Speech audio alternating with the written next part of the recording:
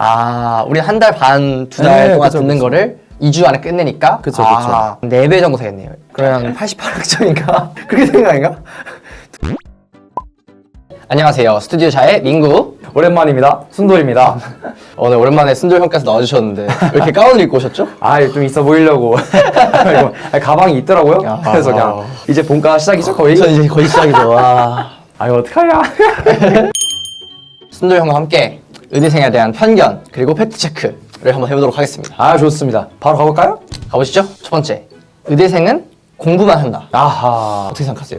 이제 얘들 전부 다녀본 입장으로서 저 보세요. 물론 공부가 메인이죠. 어쩔 수 없이.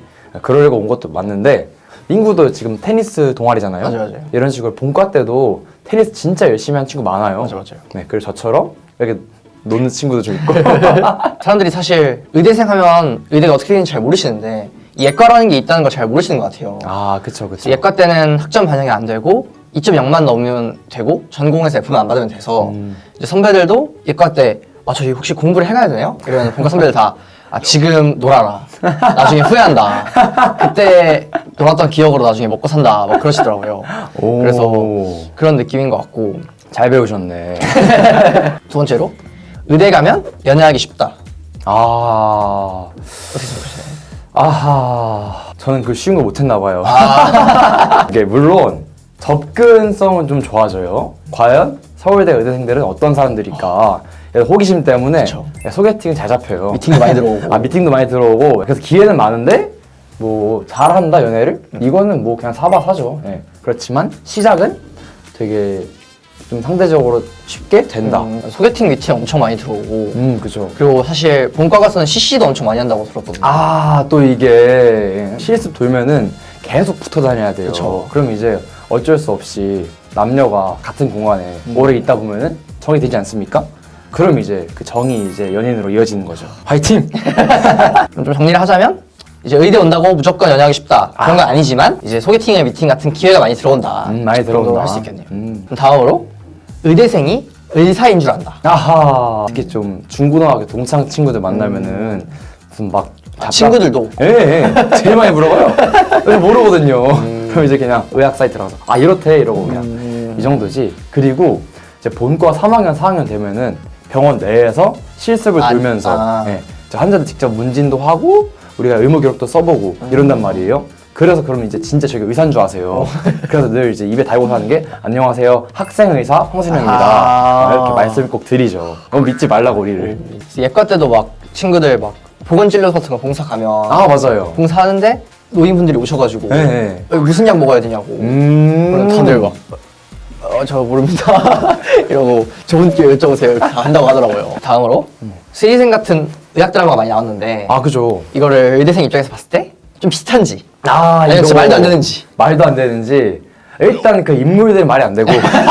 농담이고. 근데 이제 본과 1, 2학년 때는 전 못 봤어요, 그 드라마를. 지금 약간 다시 보고 있단 말이에요, 스리생을. 네. 근데 되게 공감되는 포인트가 많아요. 고생을 잘했나요? 네, 특히 오. 홍도랑 윤복이 막 수술방 들어가서 참관하는 것도, 참관하는 것도 있고, 이제 맞아 의국이나 이런 데 들어가서 막 교수님 기다리는 것도 있고, 저희 일상이거든요, 그게. 되게 신기해요. 그리고 막 지하 1층에 뭐 빵집 이런 거 있잖아요. 가면 막 교수님들이랑 정보 있으면 줄 서 있고, 이런 것도 진짜 다반사고, 진짜 잘 찍었구나. 이런 조사를 많이 해가지고. 오. 그럼 다음으로 피를 잘 못 보면 의대 가기 힘들다 아하. 이런 게 있잖아요. 네. 그럼 이제 본과 올라가면서 해부학 실습 같은 걸 듣게 되는데 이제 실제로 들었을 때 그런 사례가 있는지 그런 느낌이 있었는지. 그런 느낌이 있었는지. 일단 피를 못 보면 의대를 못 온다? 이건 제 동기 형이 한 명언이 있습니다. 의대는 피를 못 보는 사람이 못 오는 게 아니라 피를 못 보던 사람도 와서 피를 볼 줄 알게 되는 거죠. 마찬가지로 해부도 처음에 하면은 그 포르말린 냄새 때문에 좀 그렇긴 해요. 계속 맡고 있으면 진짜 눈도 아프고 코도 막 아프고 그런데 하다 보면은 적응돼요. 오히려 그런 냄새보다 내가 이 해부 구조물을 모른다는 거. 이게 뭐지? 더 무서워요. 시험 봐야 되는데 나 이거 모르고 있네? 이게 더 무서워요. 완전 본과생 모먼트. 해부 하는 거보다 해부 부위를 모르는 게 더 무섭다. 약간 이 신경 뭘까? 처음 보는데 우리 배운 내용들을 기증된 시즌을 가지고 해부를 하는 거예요. 그래가지고 그 영혼들을 막 위하는 위령제를 먼저 지내고 그 네. 시신 기증신 분들을 위해서. 야, 그럼요. 오. 이거 얼마나 감사한 일이에요. 자기 시신을 의대생들의 어떤 교육을 위해서 기증한다는 게 쉽지 않거든요. 신기하죠. 저 처음 들어봤어요. 아, 진짜요? 이게 언제? 네, 네, 네. 그 영혼들을 위한다 이런 것 같아요.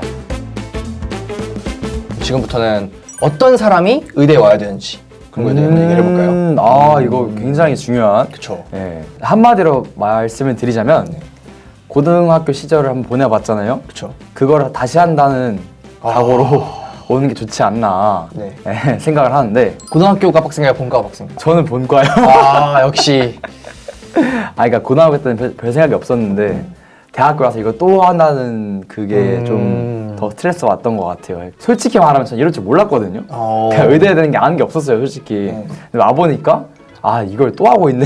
그걸 좀 각오하는 게 좋을 것 같아요. 막말로 계속 공부하는 그 쳇바퀴 일상을 그쵸. 다시 살아야 되는데 아무래도 대학교 로망과는 좀 거리가 멀지 않나. 그쵸. 짧은 기간도 아니고. 예. 6년제예요. 예과 2년, 2년? 본과 4년, 졸업하면은 이제 면허 따고 인턴 1년, 이제 병원의 노예가 되는 거죠. 그래서 노예 생활 1년 하다가 이제 내 전공이 정해져요. 그렇게 전공이, 즉 레지던트라고 하죠.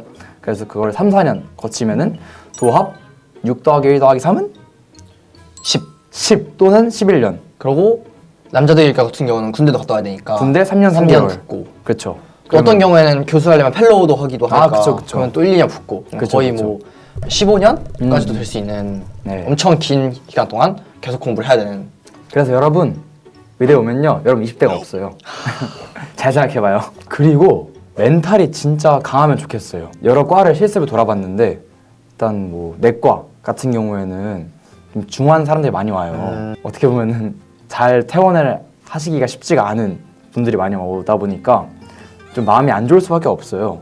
네, 그래서 그런 거에 스트레스를 안 받을 수는 없지만 좀 그런 걸 잘 견디고 내가 이런 상황에서 어떻게 하는 게 의사로서 최선을 다하는 걸까 이렇게 좀 마음을 다잡을 수 있는. 그래서 특히 혈액종양내과 같이 좀 암을 다루는 과에서는 교수님들께서 그럼 내가 이런 말기 환자들을 위해서 어떻게 하는 것이 나의 최선일까 늘 고민하시고 완화이루라고 완치 목적이 아니라 좀 어떻게 잘 마감할 수 있을지 삶을 좀 그런 측면도 되게 고민을 많이 하시고. 그리고 정신과 같은 경우에는 환자들이 마음이 힘들어서 오신 거잖아요.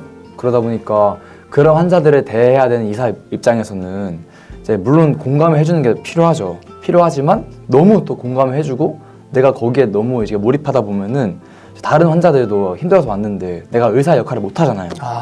그렇기 때문에 그런 걸 좀 감당할 수 있는 약간 오히려 MBTI F보다는 T 쪽인 약간 공감은 좀 해주지만 그러면서 너무 이렇게 빠져들지 않는. 그렇지 약간 다른 환자들을 위해서 내가 있어야 되니까 좀 그런 멘탈이 강한 분들이 좀 필요한 것 같아요. 좀 굳건하게 버틸 수 있는. 네. 이번에는 예과생과 본과생의 그 일상을 한번 비교해 보려고 하는데 좋네요. 일단 저 같은 경우에는 예과는 일반 그냥 대학생들과 크게 다르지 않잖아요. 그래서 뭐 아침에 일어나서 1교시가 있으면 아침에 가고 아니면 뭐 11시, 12시에 학교를 가서 수업을 한 2개, 3개 정도 듣고 이제 그 뒤로는 이제 나와서 자유시간이죠. 자유시간이죠. 친구들과 약속을 갖거나 동아리를 하거나 좀 자유롭게 시간을 보낼 수 있는. 그래서 일반적인 대학생들과 거의 동일한 일과인 것 같아요. 듣고 보니까 본과랑 예과랑 공통점이 있네요. 저희도 자유시간이 있어요.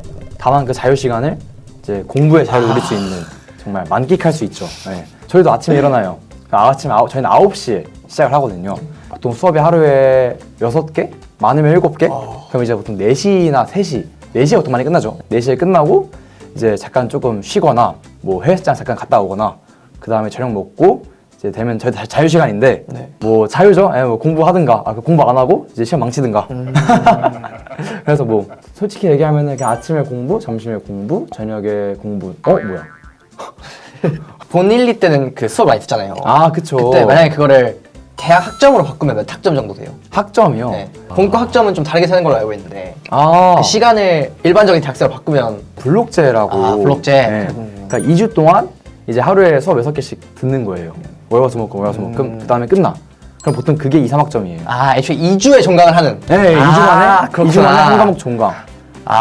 우리 한 달 반, 2달 동안 그쵸, 듣는 그쵸. 거를 2주 안에 끝내니까 그쵸. 4배 정도 되겠네요. 그러면 88학점인가? 그렇게 되는 거 아닌가?